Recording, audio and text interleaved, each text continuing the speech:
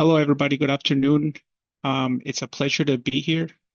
I'll be sharing some data from an experiment that was conducted a number of years ago at our research center and kind of show some of what we've learned and where things are going with that. But to get things started, I hope I'm not the first person to break the news that raising dairy heifers is expensive. And just to highlight this, I borrowed this figure um, ABA's Global. And what we can see here is that anything below this origin line represents a net loss to a farmer. And along that x-axis is the age in years of a given dairy heifers. And what's interesting is that on average, we really don't start seeing any profits um, before the fourth year of of the heifer's life. So any management that we can implement across the dairy farm to shift that break-even price to the left or reduce that age at break-even price, that'll make a huge impact across dairy production. And that's especially important because when we look at the total cost breakdowns across the whole dairy enterprise, heifers are often touted as the second largest expense in dairy production. And when you delve deeper into that and you see where all those costs are coming from for heifers, feeding those heifers is actually what contributes to the greatest proportion of those costs. And in parallel, um, pasture production is often touted again as the least cost method of producing forage. And this is especially true for perennial pastures since there aren't some of those planting costs or such high maintenance costs related to annual systems. In a way, we are blessed in this part of the world that we can produce pretty high quality pastures. You know, cool season perennial species are probably some of the best forages, arguably, in the world. So when we're able to produce a cheap, high quality feed and we have an expensive animal to feed, that can be a pretty good partnership right there. But the question is, how viable is this really? So to answer some of these questions, I'll share some data that was from an experiment that was conducted by Dr. Jeff Brink at our Dairy Forage Research Center and his technician John Blyer. This is an experiment that was done about 10 years ago. And now Carlos Camisanova has taken over this data and he's also working with Dr. Ken Kalsher to kind of take this to the next step. But the objective in this specific study was to compare the performance at that first lactation when we raised heifers either on pasture or in confinement.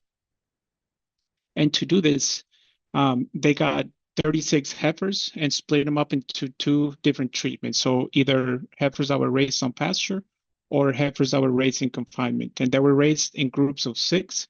So that would give us some statistical validity for the life of this trial. And the way this experiment was set up is that these heifers were followed from the day that they were born and all the way to the end of that first lactation.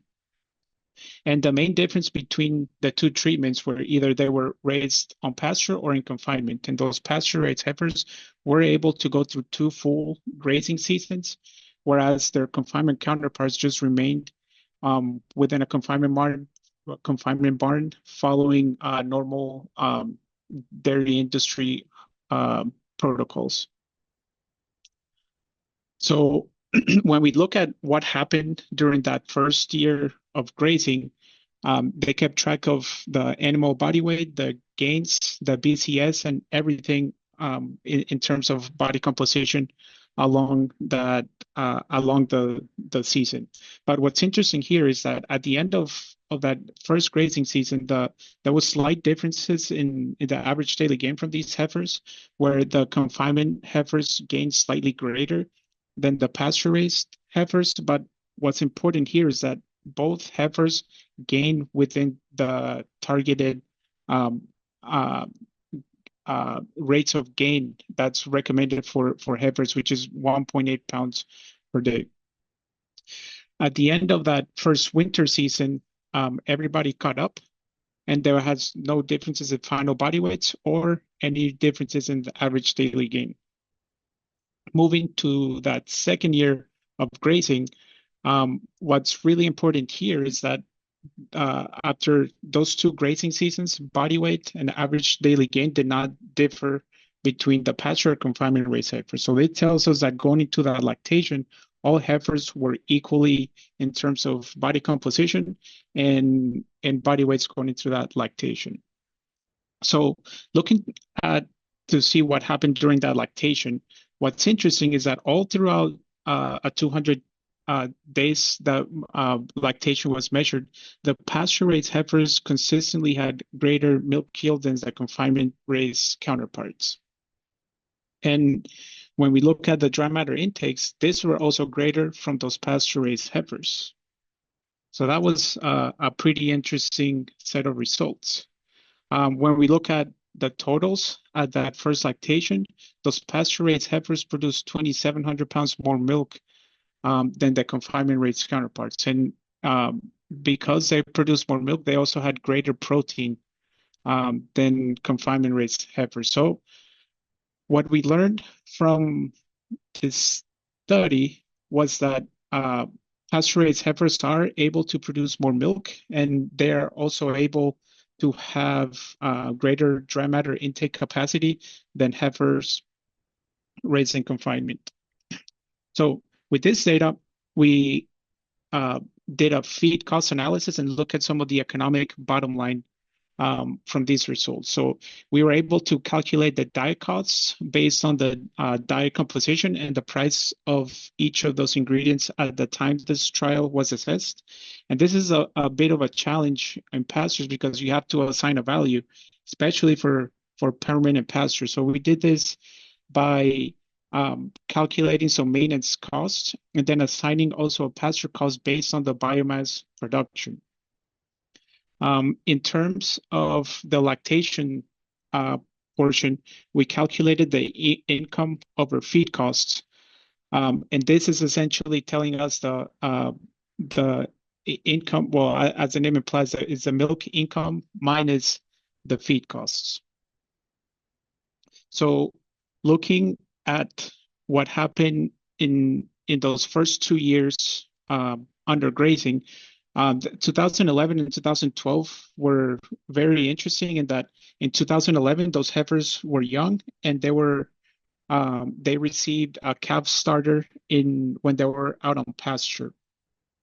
And in 2012 there was a drought, so those heifers needed to be supplemented with hay since pastures stopped growing after a given point. But even though with these two aspects, in 2011, the feed costs were 32% lower than those confinement counterparts. And in 2012, they're 65% lower. So that's pretty significant cost reductions for still being able to produce heifers with adequate growth rates.